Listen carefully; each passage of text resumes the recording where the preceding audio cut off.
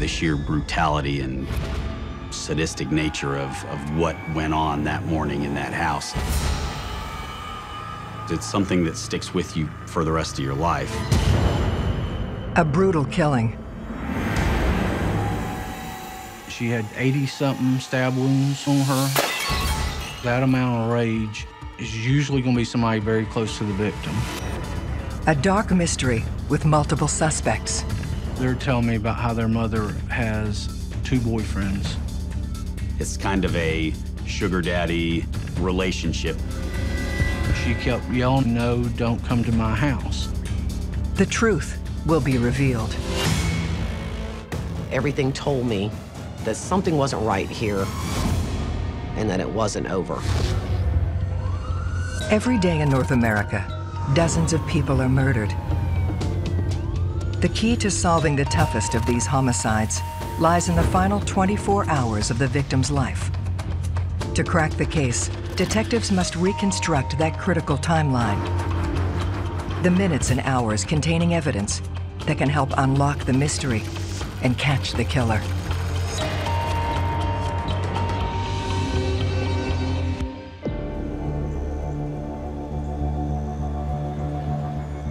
"20 miles east of Atlanta lies the sleepy town of Conyers, Georgia. It's just a short distance from the heart of the city, basically.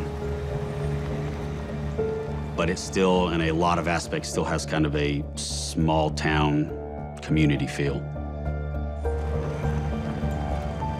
We're a very safe community, very little violence. We probably have maybe 1 or 2 homicides a year. It wouldn't be unusual to go a year without a homicide. But on a calm January afternoon, a piercing noise cuts through the neighborhood. I got a phone call to report to the chief's office. It was around 3 or 4 in the afternoon. Chief let me know that there had been a homicide and that currently the Rockdale County Sheriff's Department was on scene. Twins, Jasmia and Tasmia Whitehead, have made a horrific discovery. There happened to be a deputy just driving by who they flagged down.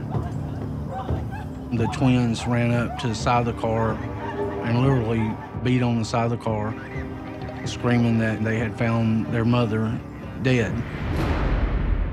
For Commanding Officer Jackie Dunn and Lead Detective Ken Swift, it's their first murder of the year. When we first arrived, there was already a number of officers cordoning off the scene, and there were 2 young girls in the back of the van crying hysterically. But you have these 2 very sweet-looking little girls traumatized. One of the twins was biting the inside of her forearm. She said, "It's just a nervous habit. I do it when I'm nervous." It was heartbreaking to watch. You want to be sensitive to their emotional state. And so you treat them with kid gloves.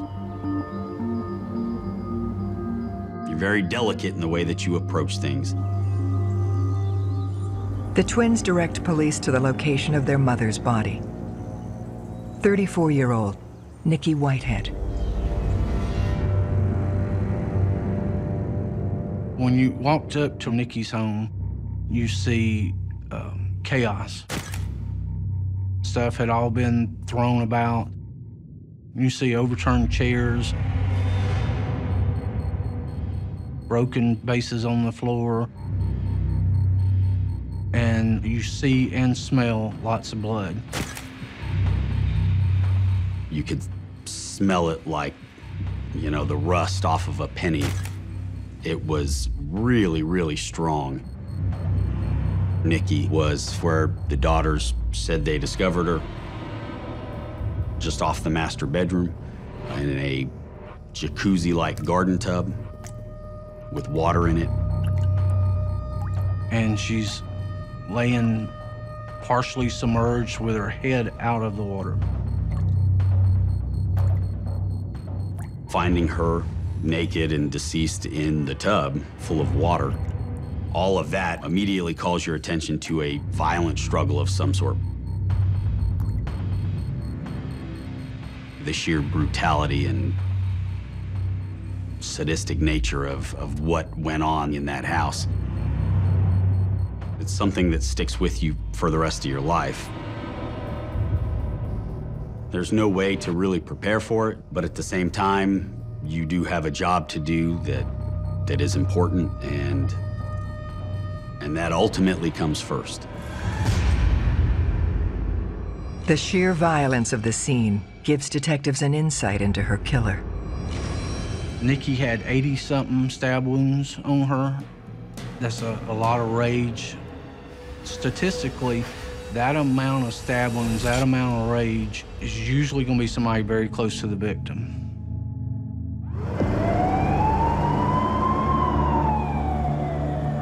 They must now determine what took place during Nikki's final 24 hours.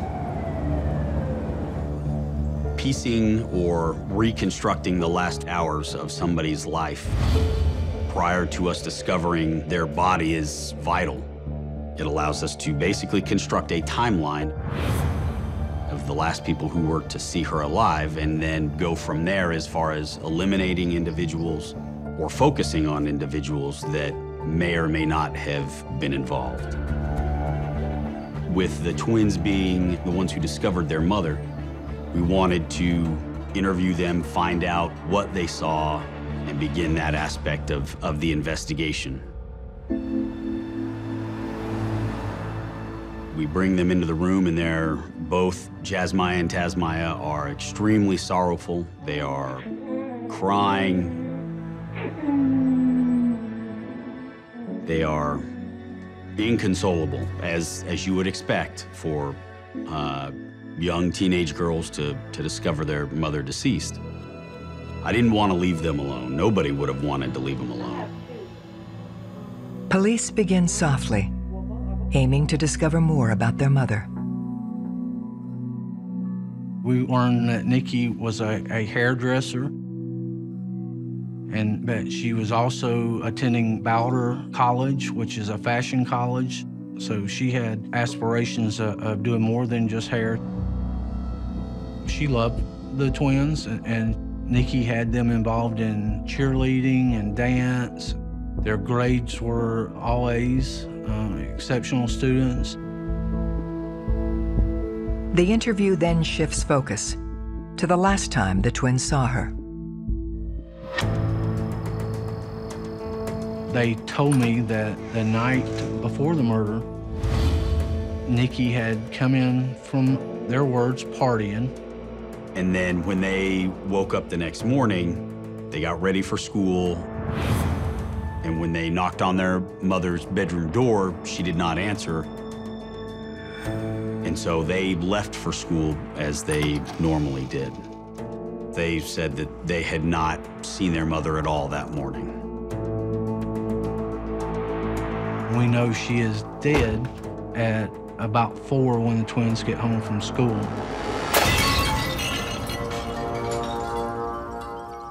That leaves an 8 to 9 hour window for the attack. As the questioning continues, the crime scene is also being processed. It was almost impossible to make your way through the living room without stepping on something. Everywhere you looked, everywhere you turned, there was evidence of a struggle. Everything has to be photographed. Everything has to be cataloged and accounted for, so you're very conscious about where you step and how you proceed through the crime scene. It's incredibly important to collect as much evidence as possible. Even something that may seem inconsequential, you don't know what it means until the investigation is advanced and you have more information. You could see she's got her back to the wall and goes from one end of the wall all the way down to the other, and you can tell it's a battle. You can see that she made it to the back door. You can see her blood grip on the door handle. She tried to get out. The door was locked. And then you can finally see at that frame to her bedroom door where she's holding on to the wall, and then you can see the blood streaks as she grips the wall and slides down. And that is the largest concentration of blood. And that's the fatal area, we think. Looking at the carpet, you can see where she was drugged, blood streak going into the bedroom.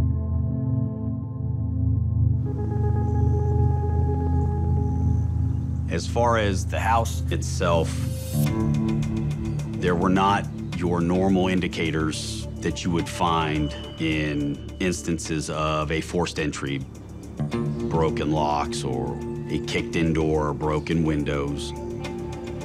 So we knew that whoever had been in there had been allowed into the house.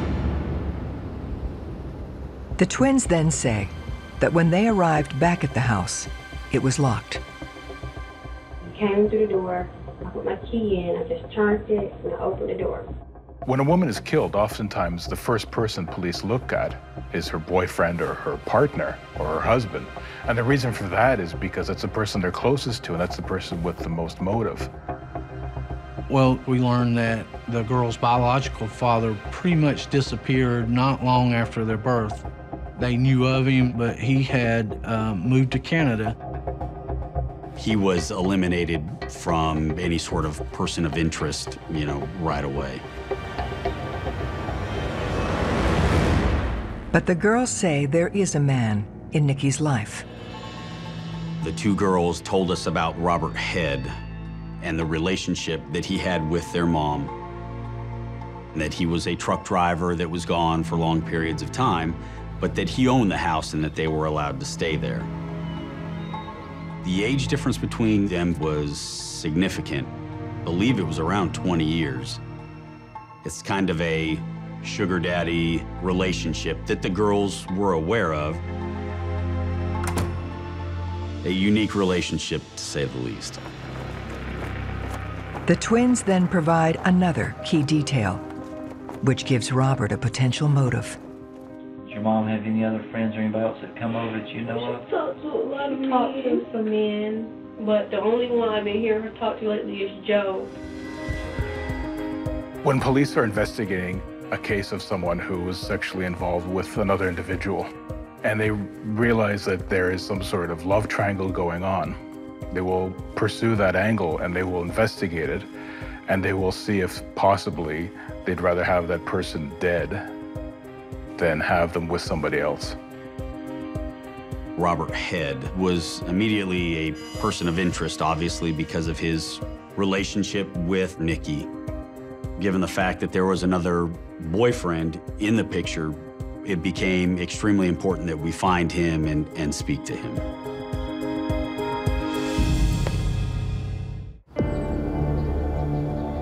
The discovery of a possible affair between Nikki Whitehead and another man has made her boyfriend, Robert, the first suspect in her murder.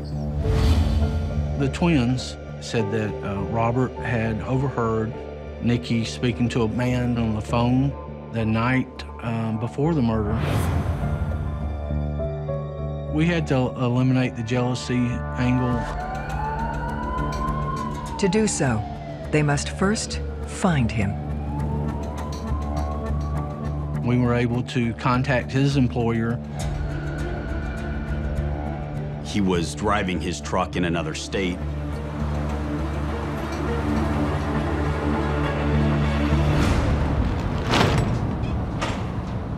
They confront him with the twins' allegations. Robert told us the night before the murder, they had argued because their agreement was she wasn't going to talk to other men in front of him.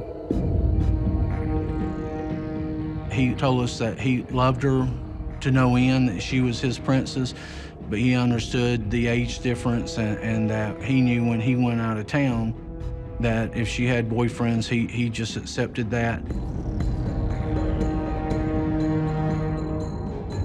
But when he came home, it was him. People have open relationships, But in every open relationship, there comes a breaking point where the person or one of the persons involved has definitely had enough. Robert downplays the argument, but the truth lies with the timeline. They have GPS on the truck that he drives, and so we were able to see when he left town. He was out west, and would not have been possible for him to commit the crime.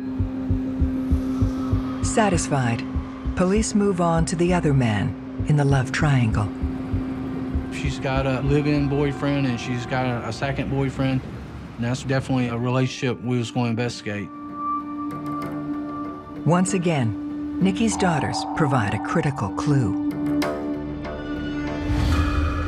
They brought up that their mother had been arguing with her boyfriend, Joe, on the phone the night before the actual incident. This was about 3 a.m. She kept yelling at Joe, "No, don't come to my house."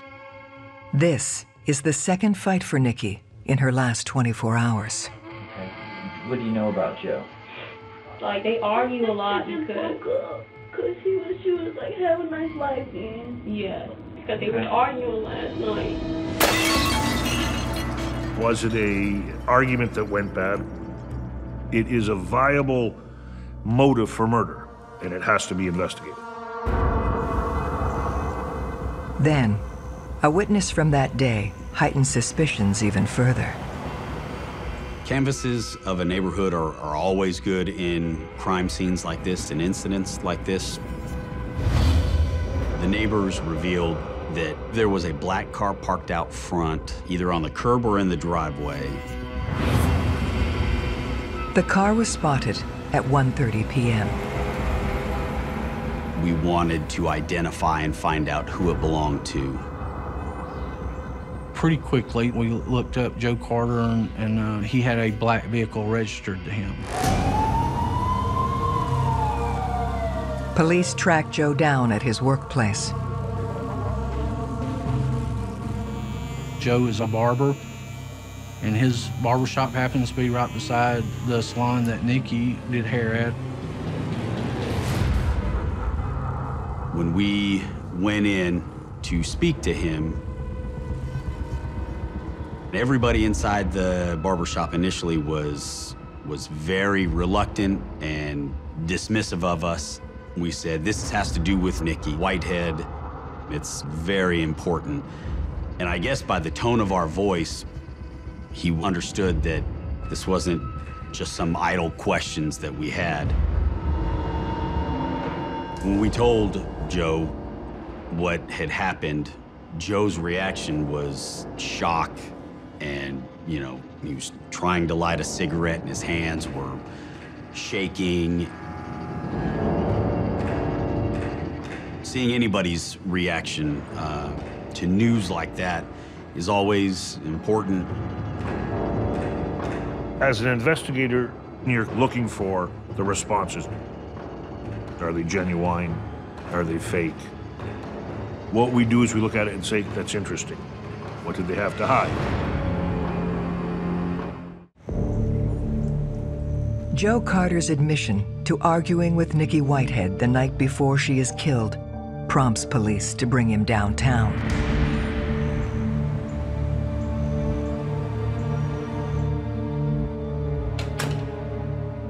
We told him, we're here to see if you're a suspect or to eliminate you as a suspect. Joe described their relationship as somewhat rocky. It's Investigation 101. You begin to probe about what the argument was, what the disagreement is, why, what was causing the tension. They had been arguing about her use of alcohol and the status of their relationship. Joe also claims that on the day Nikki was killed, he spent the entire time working at the barbershop, over 16 miles away. We asked him to go take a polygraph exam. A polygraph examination in essence, is to provide you with information only and not necessarily evidence, to perhaps corroborate a feeling or information you have. If you believe the witness is not telling you the total truth, a polygraph may help you to prove they're being deceitful about something.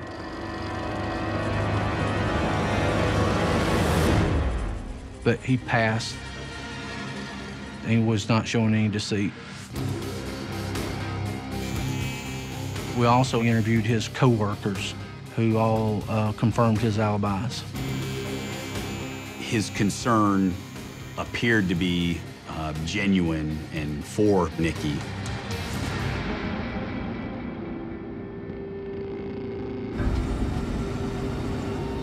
The one question left unanswered is the black car.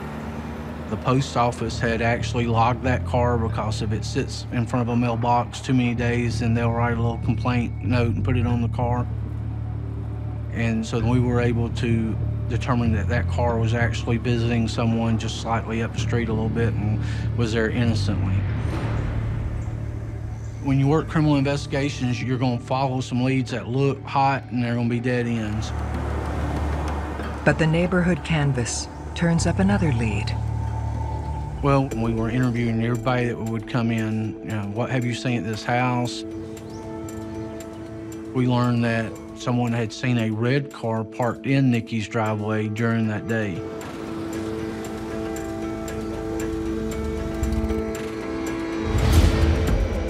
The red car is spotted at 3 p.m., right within the time frame police believe Nikki's unknown attacker gained access to the house. The red car was important. We wanted to identify and find out who it belonged to. We found that Nikki had a friend that drove a red car, and so obviously we go in and talk to that friend and said, hey, you know, did you happen to go by Nikki's house today? And she was very forthcoming, yes, I did. I had an appointment for Nikki to fix my hair today. Nikki did makeup and other cosmetic work for people. They would set up appointments and come to her house. The woman, she had gone to the house, she had knocked on the door. She knocked repeatedly, thinking that maybe she was napping or that there was some other reason why she was not home. After nobody coming to the door, nobody answering, she left. They trace the woman's cell phone records, which confirm she was only at the house for a few short minutes. We know from looking at our scene, this was probably a 20-minute battle that she fought for her life. So we were able to eliminate her being involved with the incident. She's probably grateful she didn't go in at that time. It's their last solid lead in the hunt for Nikki's killer. Nikki had a business card that had her actual picture of her eyes on the business card. I kept that card at my desk because I didn't want to forget that I needed to be Nikki's advocate. It was special. I saw a woman that grew up rough, but she saw a better life. And not only saw a better life and was doing better for herself, but she wanted better for her children. I'm like, man, I wonder what's going to happen to these girls. I hope some family member is able to take care of them. Oh, my grandma. The woman the twins call Grandma is actually their 75-year-old great-grandmother, Della Fraser. Police learn that until very recently, Della was the twins' legal guardian. We learned that Nikki grew up on the streets, so to speak. She was raised by Della, her grandmother. She was pregnant with the twins at age 17. Nikki was still present in their lives, but the main role of raising the girls belonged to Della. When Nikki met Robert, she became somewhat stable. Nikki wanted to provide a stable environment for him and thought she could with Robert's help. And Nikki felt because of Della's age, she wasn't able to provide the sort of stern rules and guidance that the girls needed at the time. The Rockdale County Juvenile Court had decided that it was important for the girls to establish a relationship with their mother. And in order to do so, they needed to move in with their mom.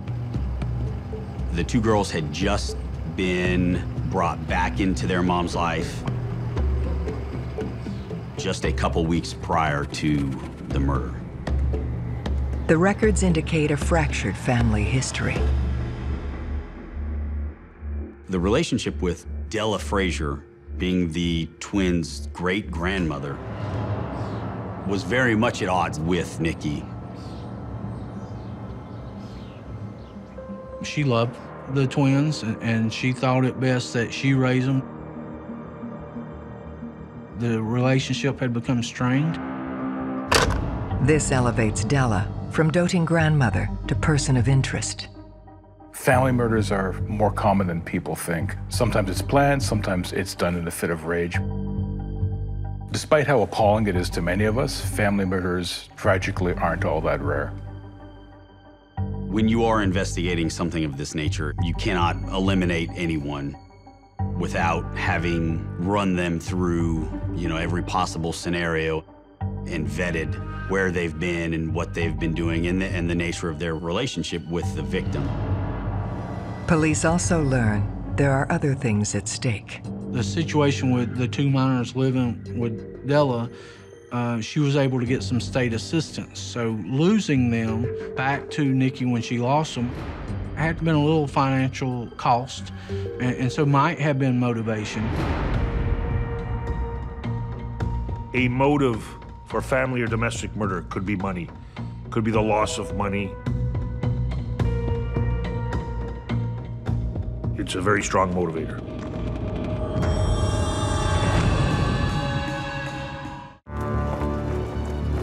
A custody battle has made Della Frazier the latest person of interest in the murder of her granddaughter, Nikki Whitehead. One of the key traits of, I find, the more seasoned homicide detectives is separating emotion from fact. To do that, you have to look at the basics. You have to look at their motive, their means, their opportunity, and, in certain cases, it may not always be that apparent. Della is requested to come to the station for questioning, but shows up 6 hours later. When we initially interviewed her, I would talk to her. I would say, what do you think? Do you think that Robert or Joe could have done this? Or do you think somebody else or somebody you can think of? When questioning family members, it is very difficult. You have to protect your case, and you have to realize you're dealing with the victims, potentially. And your victims, being the survivors, one of them could be the killer. Detectives need to determine not only where she was at the time of the murder, but whether Della had the means to do it. This is a rage killing, and that's shown in the viciousness of the attack and the number of times the mother was stabbed. To look at Nikki's body and the amount of rage and sadistic premeditation to go through all of this. This was a battle. The physical limitations make it seem unlikely, so they turn to her alibi. When we looked at Della, we were able to put her somewhere else at the time we thought the incident happened. We eliminated Della as a potential suspect. But the work involved in examining the family dynamic uncovers a new lead. We found that there was previous incidents that had taken place at her house. I got dispatched to a call at the house. As I pulled up in front of the house, I see Nikki running out of the garage screaming. Nikki had marks on her neck, scratches on her arms, indicative of someone that had been in some sort of a tussle. Officer Myra Scruggs attempts to calm Nikki down. Anytime you're involved in any kind of a domestic situation or disturbance or any kind of physical altercation, you're going to have people that are at an elevated state of emotion. They're usually very upset, they're crying, they're yelling, they're trying to tell you what happened, which is what the case was with Nikki. Through tears, she reveals her assailants. She said the girls jumped on her. When I spoke to the girls, they showed zero emotion. Their faces were stoic. They were angry. The girls had no marks on them whatsoever. It was so alarming to see these stoic faces. And I've been doing this long enough to know that no one is going to have that much calm about them. Certainly not 14-year-old girls who have been in an altercation with their mother. After they went to court on the assault on their mother from my case, the girls were placed back in the care of their great-grandmother. Everything told me that something wasn't right here and that it wasn't over.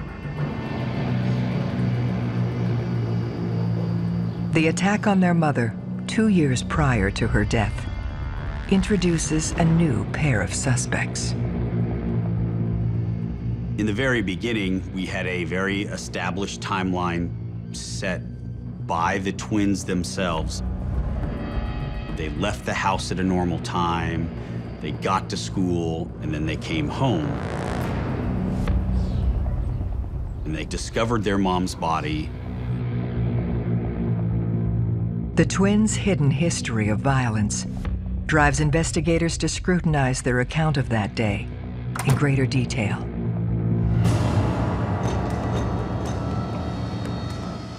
You look for irregularities. What's different today than happens every day? Initially, the twins told us they missed the bus, but they tell us they were able to walk to school and only missed 15 minutes of class. So I put my special operations team on foot. It's about 2.5 miles from their house to the high school, and I had them walk the route looking for any surveillance cameras between the house and the high school. I have our school resource officer pull the video at the high school.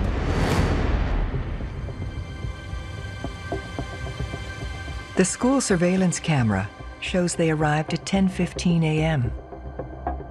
It's two and a half hours later than what they're telling us. So that's our first irregularity. That's a lie. How many times have you lied to me? 0.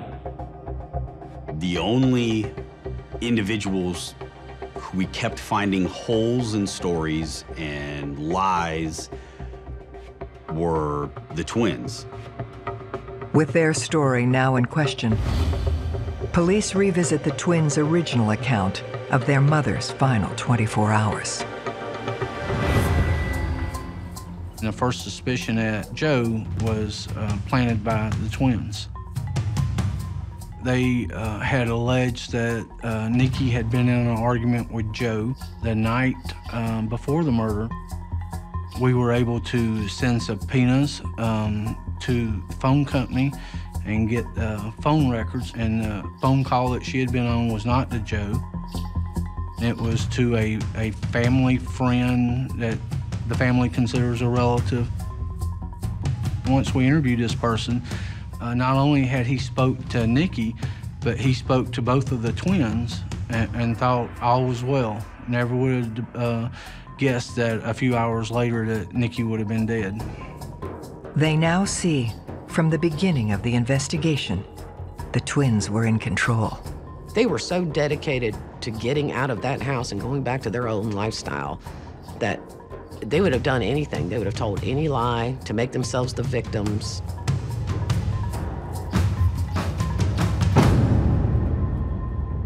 But was this motive enough for murder? They were given free rein to come and go as they pleased from Della's house. With their mother, she had rules, she had curfews, she had limits as to what was allowed and what was not.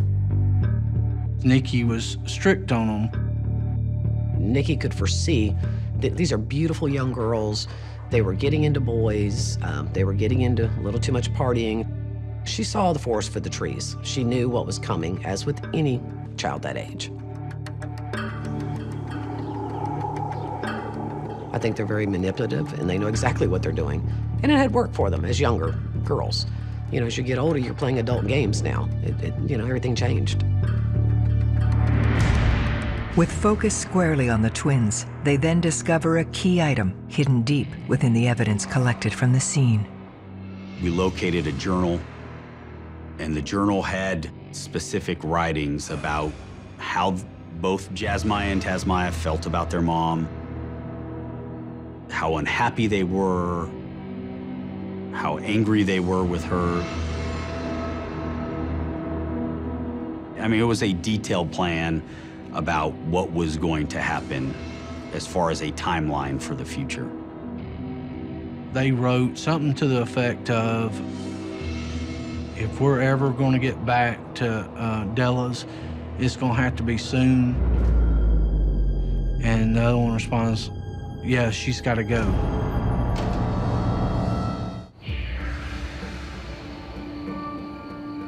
Police now have written evidence implicating Nikki Whitehead's twin daughters in her murder. These girls realized that they weren't going back, that this was it. They were going to have to live with their mother. So they made their decision.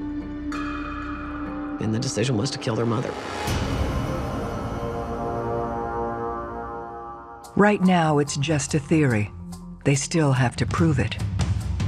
The autopsy was able to reveal that there was actually a hair lodged in between the teeth of Nikki. That hair was matched to one of her daughters as having come from her. The interesting thing in this case was that hair was found in Nikki's teeth. That is not someplace where you would anticipate finding DNA of a relative, of somebody that you're cohabitating with. So that's the importance of not only finding DNA, but interpreting its significance. This connects back to something police noticed when the twins were first questioned. We see one of them biting herself. And of course, we're like, hey, what are you doing? And she said, I bite myself when I'm stressed out like this.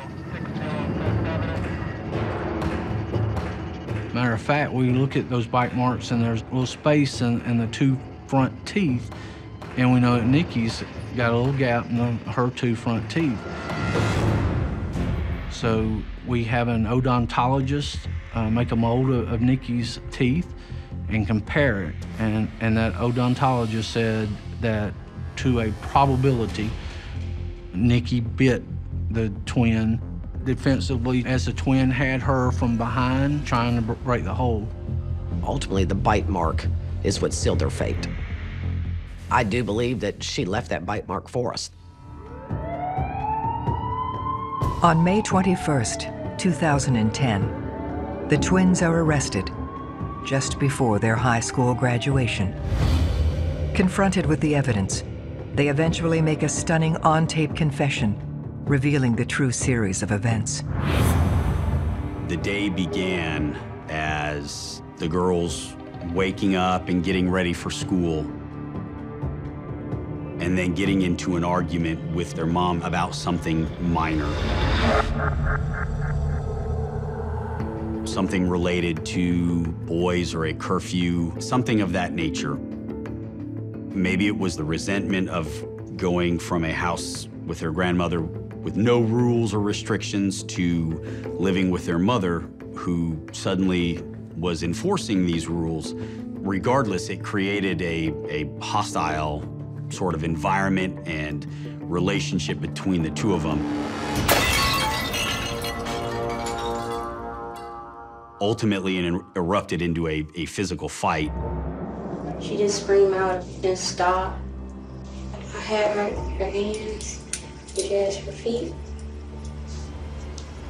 Kind of like a joint effort. These two girls are now at 16. They're about her same build and stature. Nikki's a small frame woman.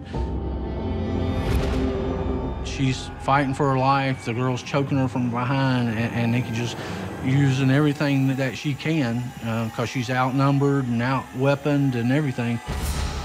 She's doing everything she can, and she bit the twin trying to escape. They began repeatedly stabbing their mother. I think I picked up a knife and I stabbed him. It was multiple times. In the head, in the neck, in the breasts, in the back. She's just bleeding, her head bleeding, I guess from the face. And she's just bleeding everywhere. Blood on the floor. And then, like nothing happened, the twins go to school. And as they walk down the hall, one of them veers off from the other one to a trash can. We don't know if that was a knife. By the time we saw that video, sanitation had already picked up the school's trash, so we'll never know. At one point, they tried to claim self-defense, but it was so ridiculous. There was no way anybody was ever going to wrap their head around a story about self-defense, given what the inside of the house looked like. And I think it was at that moment that I realized that these girls are sociopaths. You know, how do you kill your mother and then go to school and continue your day like it never happened, and then come in the door and act like you found her that way? It's hard to imagine that your own children could inflict that upon you. It's heartbreaking, absolutely heartbreaking. In exchange for a guilty plea, the pair are offered a deal, 30 years each for voluntary manslaughter. So those girls won't be out until they're in their late 40s, which I think that served justice. Because you had two young ladies that I think are, they're just evil. I think most people are uncomfortable or unwilling to accept that as something that could exist in 16-year-old girls. But knowing that they did plead guilty and that they're behind bars and justice was found ultimately for Nikki, you're able to move past it. They're ultimately where they need to be. It breaks our heart, having listened to Nikki talk about these girls and the potential for these girls, how intelligent they were, beautiful young girls. I hate it that their mother couldn't make it work, that Nikki tried her best. And I don't think she should have had to pay for that love with her life.